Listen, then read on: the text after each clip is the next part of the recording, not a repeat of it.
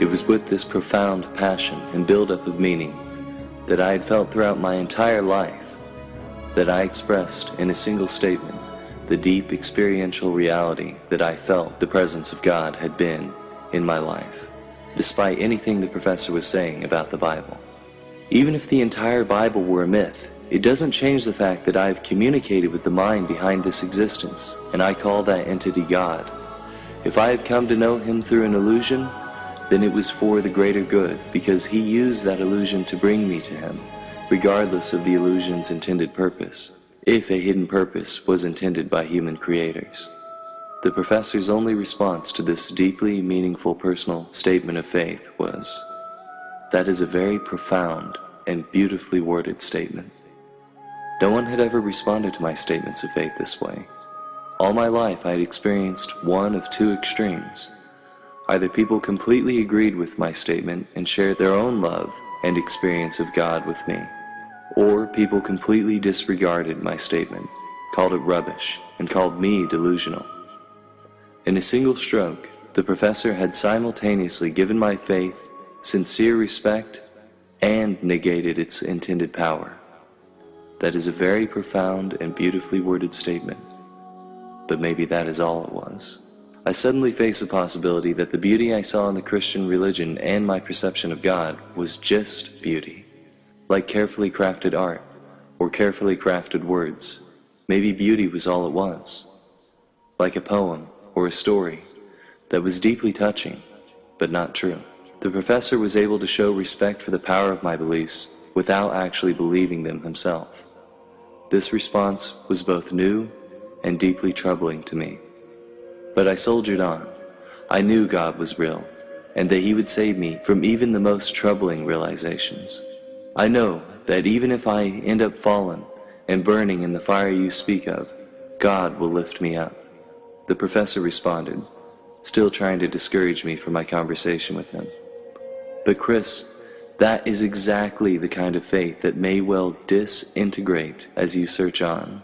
Your entire universe of perceptions and values could be upended. But, I retorted, going on anyways is exactly what faith is all about. Also, unlike the professor, I knew that going on with the conversation was all I had anymore. If I turned back, I would only be returning to my increasingly troubled and hollow church life and waning connection with God. This conversation had become my only lifeline to connecting with that passion anymore. It was the only way for me to see God's face again. I would not stop. I had no choice. This conversation was the only way for me to see God's will anymore. And so the professor finally gave in, fully and completely, to my request for him to tell me what he really thought about God. I stood strongly, certain that God would rescue me somehow, certain that God would show me something the professor hadn't already seen. For 4 intense days, I wrestled with his beliefs. I tried to find holes in his arguments and his experience. I tried to tell him things about God he'd never heard before, but I was failing. Nothing I said seemed convincing to him. For every one hole I tried to reveal in his logic, he revealed 5 new holes in mine. What was most disconcerting to me was that my original statements of faith had seemed to have no effect on his beliefs. The Holy Spirit did not seem to be reaching the professor through me, despite his open-mindedness and honesty. This was further troubling evidence to me that maybe my Holy Spirit experience had been hollow and imagined. While this gave me pause for a moment, I ignored the observation and battled on, certain that my faith would save me. I told him that I was trying to wrestle through 65 years of experience to find holes, and that it was extremely difficult. He told me that what I was trying to do was counterproductive. He said that, given the fact that he was clearly more educated and experienced with these issues, I needed to sit back, relax, and take notes. I had to fully understand him before I could really think I had any grounds for dissecting his beliefs. I agreed with him. So I sat back, relaxed, and listened fully and intently to what the professor had to say before trying to rebut him. So he began. The concept of God is intricate and profound. If it were real, it would have drastic implications for the world we live in. But in all of academia, through all disciplines, we have found no reason to believe that it is anything more than a concept. Given what we know, God is just a concept. The professor's words echoed the sentiment of the philosopher Jean Baudrillard, whose work I had briefly encountered a few months before.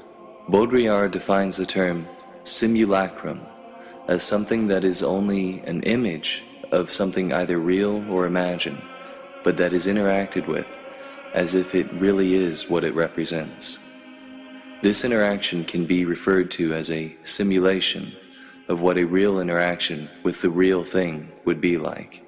So for example, if someone wears a pendant and believes it is lucky, the physical pendant has become a simulacrum of a magical pendant. To the wearer, it represents the idea of a magical pendant and is treated directly as if it were magical. When a person believes that the pendant brings them luck, they are simulating the experience that the pendant actually is magical. The physical pendant itself can be completely mundane and have no magical properties whatsoever. But to the wearer, who is simulating a magical experience in their mind, otherwise mundane but fortunate events are perceived as expressions of the pendant's power.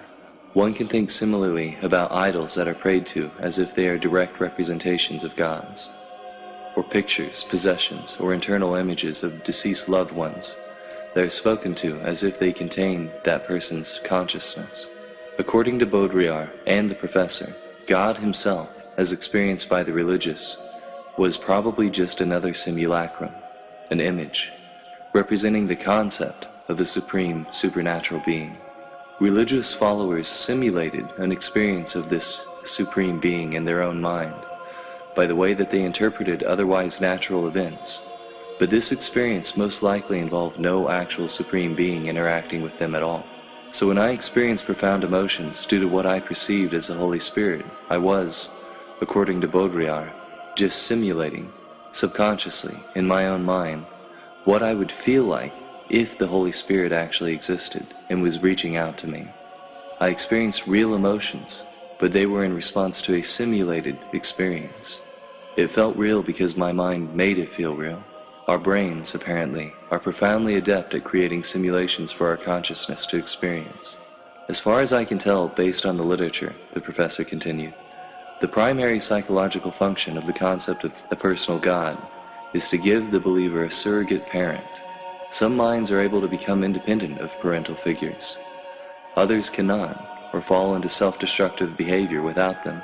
Minds in this category rely on religion.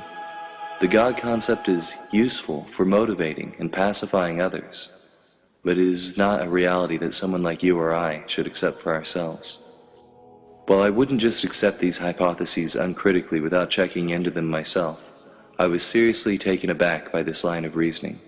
I'd never thought much about the possibility that psychology could explain my experience of God. Now that the professor had pointed out the relevance of psychology, this line of reasoning was so obvious to me that it was devastating. Was the voice of God I'd heard my whole life simply my own voice?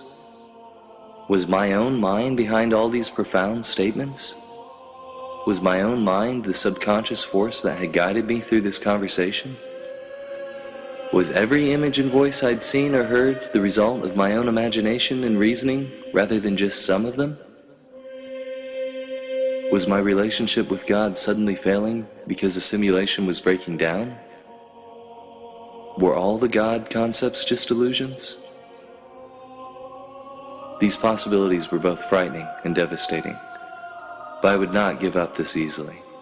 I still had so many other reasons to believe in God. Didn't I?